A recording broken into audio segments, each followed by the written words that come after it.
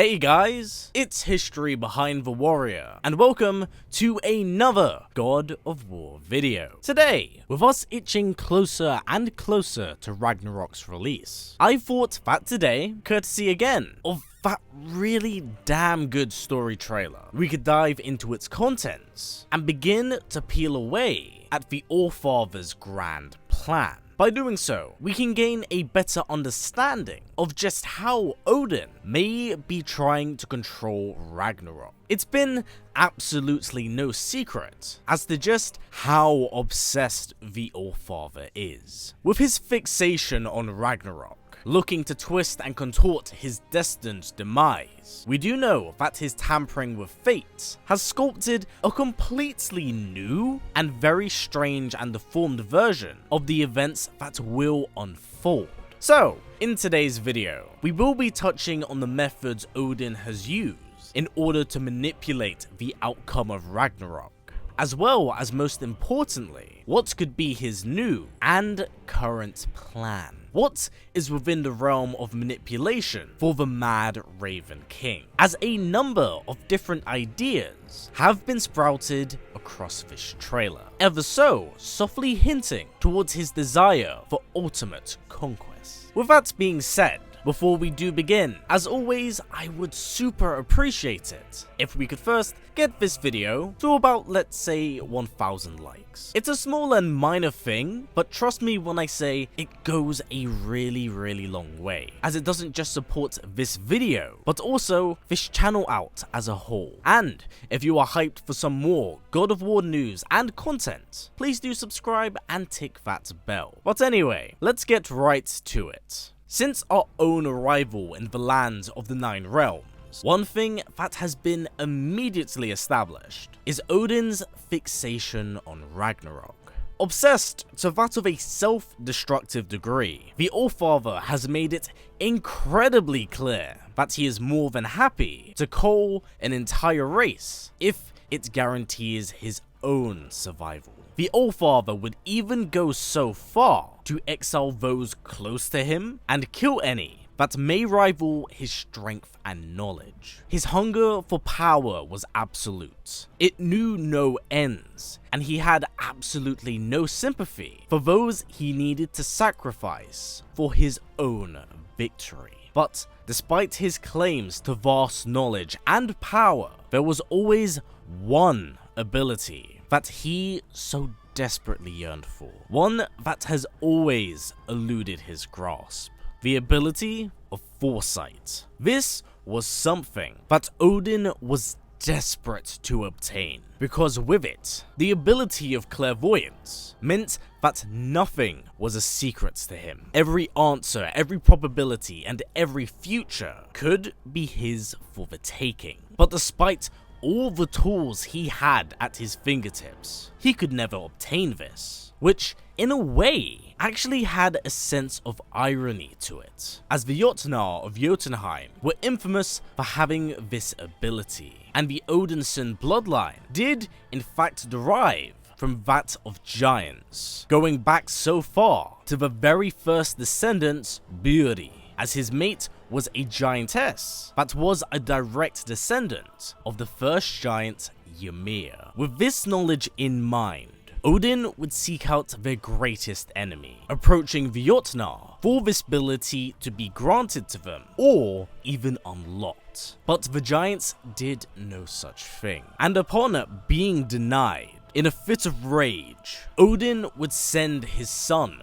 Thor, to the realm of Midgard. Here, he waged a devastating siege across the world of man, shedding the blood of any mortal and any giant that was within his sights. The slaughter was so great that the ramifications of these actions forced the giants into hiding and isolation. With the giants gone, and Asgard freed of its traitors, it seemed like even without clairvoyance, in a way, Odin had won. But even then, his success was never guaranteed. Following this point, Odin would continue to proactively try to control Ragnarok, whether that came from enslaving the children of Fenris, Skoll and Hati, or even killing the great knowledge keeper, Groa, The Allfather's paranoia derives from his desperation of not knowing the unknown, and thus so believes that ultimate control will guarantee his victory.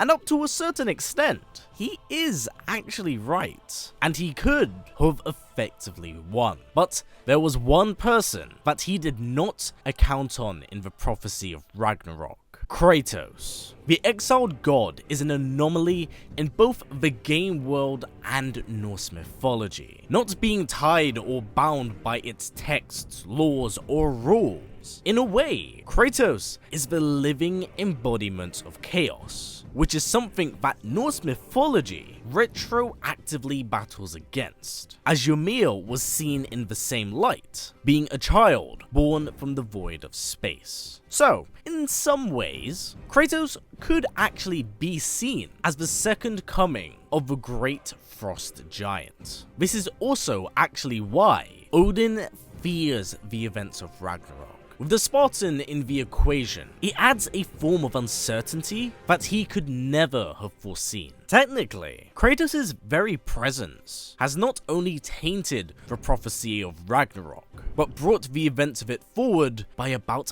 100 years. So all of that time he thought he had to prepare is completely moot. Thus begins his desperate and what I believe to be extreme plans to conquer Ragnarok. Now going forth will be largely opinion-based ideas of what I believe could happen, but these are all simply concepts that have been softly implied from the story trailer. So please do consider these educated guesses of sorts as to what Odin has planned for Kratos and Atreus. The most recent trailer really does implant the idea that some sort of deal has been struck between Odin and Atreus, as the Allfather just turns up at the front of their door in the middle of the night. And throughout the trailer, we come to learn that Atreus is being extremely vague to Kratos as to what their quest is all about, much to the frustration of his father. With that said,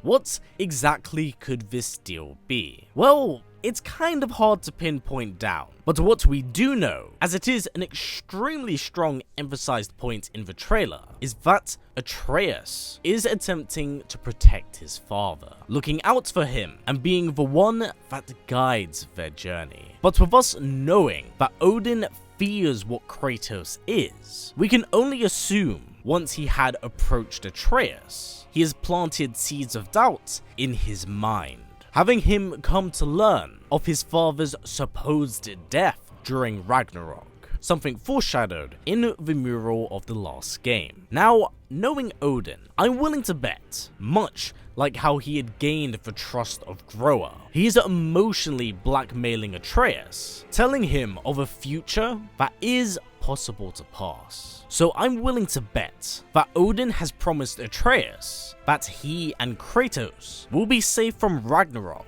if Atreus is able to lead his father as far away as possible from the events of Ragnarok. Or better yet, lure the Spartan into a situation where Kratos' death is somewhat guaranteed. Whilst Atreus' intent is pure, he is also young and naive. You cannot trust the likes of Odin, as the fruits of his labor are ones tainted by the devil, and thus would always be sour.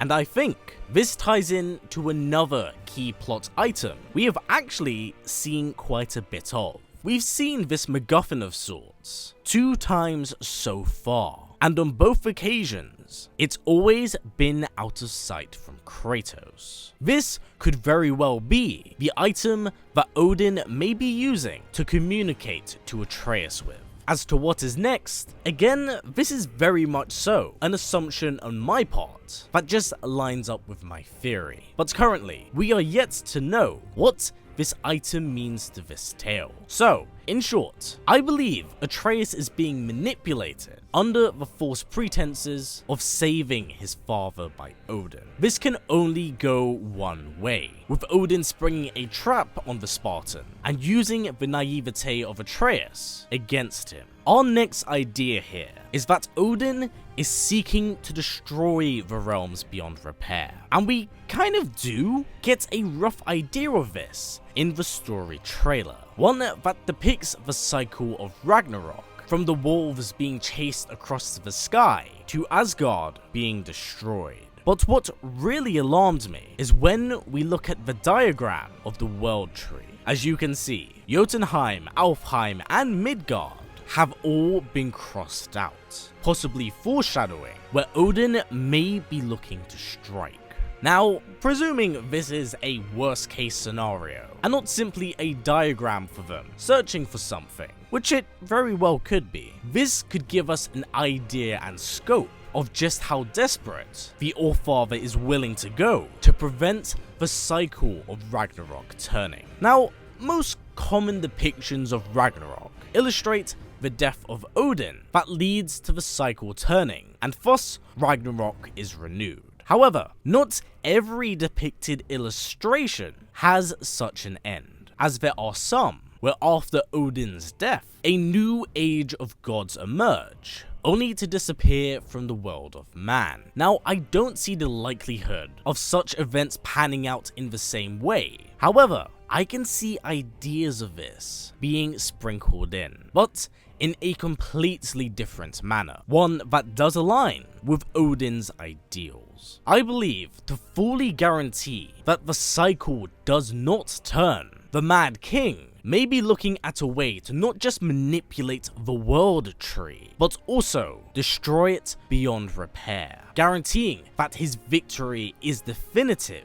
and the cycle cannot be forced to turn. But does Asgard wield such a weapon? Well, no. As powerful as Mjolnir is, it is not quite capable of causing devastation on a planetary scale, and Odin himself owns Gungnir, a weapon of precision, not devastation. But I'll tell you someone that does possess such a gift. Surtur, the fire giant's sword, is destined to be imbued with that of the primordial flame in order to both destroy Asgard and renew its cycle. But hypothetically, if Surtur was to be taken off the board and the primordial flame was to be stolen by Odin, he could quite literally wield a weapon that can destroy worlds. It is worth mentioning that from a mythological standpoint, such an idea has never really been done before,